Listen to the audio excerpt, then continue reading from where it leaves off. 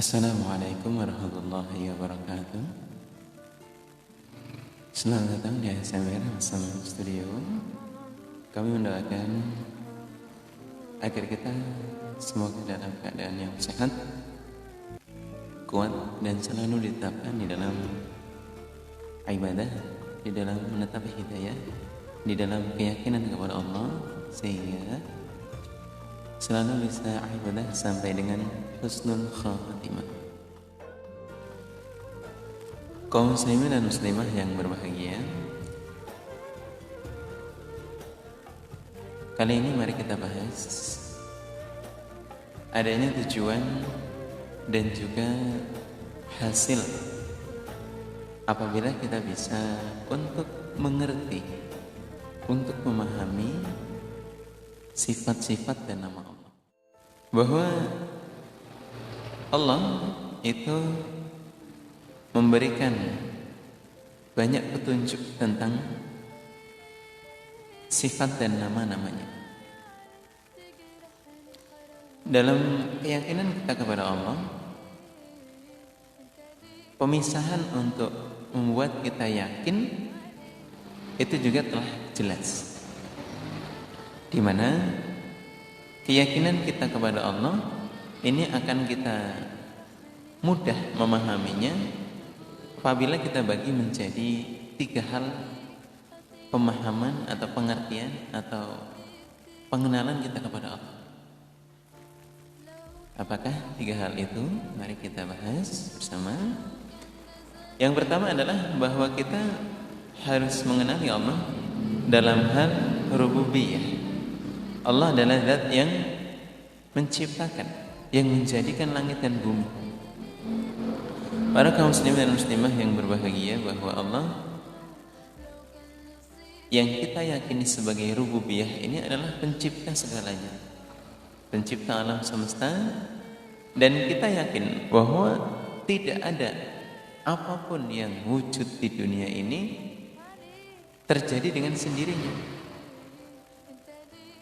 Tidak ada langit, bumi, matahari, bulan, gunung, lautan, kemudian semua ciptaan Allah yang menjadi hiasan-hiasan bumi, semua ciptaan Allah yang menjadi paku-paku bumi di dunia ini tidak akan mungkin tercipta dengan sendirinya.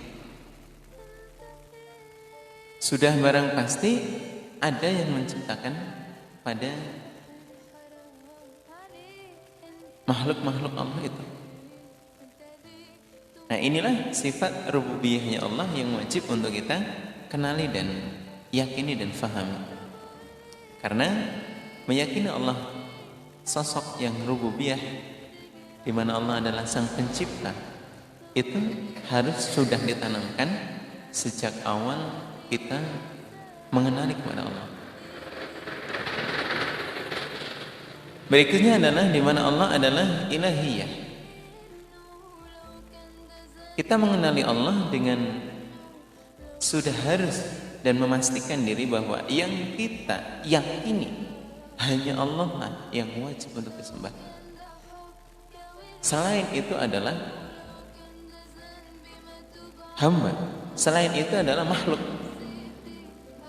Contoh halnya di zaman dahulu, di mana tradisi-tradisi turun-temurun terjadi atau di zaman jahiliyah, sehingga anak turunnya ini tidak bisa menentukan pilihan siapa yang harus disembah.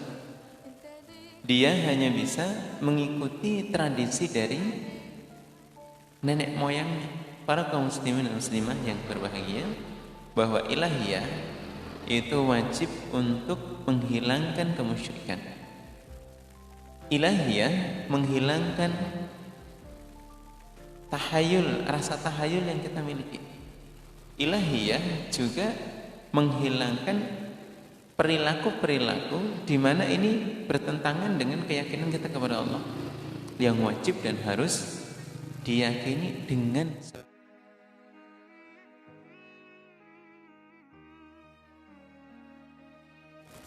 di luar.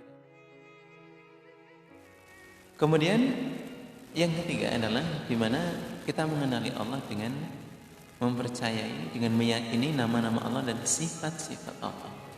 Inilah poin yang akan kita dalami, di mana Asmaul Husna adalah semua nama-nama dan sifat-sifat Allah yang penting, yang harus dikenali, yang harus diyakini dan difahami. Mengenali Allah melalui nama-nama dan sifat-sifatnya. Tidak ada keraguan sedikit pun kepada Allah. Para kaum muslimin dan muslimah, ketika rububiyah kita, ketika ilahiyah kita, ketika kita sudah meyakini asma Allah dan sifat-sifat Allah, maka tumbuhlah rasa keyakinan yang jauh lebih baik, jauh lebih mengerti, jauh lebih faham, jauh lebih tinggi keyakinan kita kepada Allah. Karena Allah yang maha rububiyah ini tentunya bisa menghendaki apapun terhadap hambanya yang kecil ini. Kemudian ketika kita menentang kepada Allah dengan musyrik, Allah juga mampu untuk membinasakan. Dan ketika kita tidak yakin dengan nama Allah dan sifat-sifat Allah, maka bagaimana kita bisa mengimaninya? Maka bagaimana kita bisa mengenali Allah lebih jauh? Inilah petunjuk-petunjuk keimanan yang perlu menjadi pondasi. Salah satunya adalah rububiyahnya Allah, ilahiyahnya Allah, dan asma wa sifatih. 3 hal itu akan kita topang dengan tujuan utama, di mana 10 hal yang akan menjadi hasil akhir kita yakin dengan poin ketiga, yang mana apabila kita yakin dengan asma Allah dan sifat Allah, kita akan membentuk 10 karakter. Apa sajakah itu?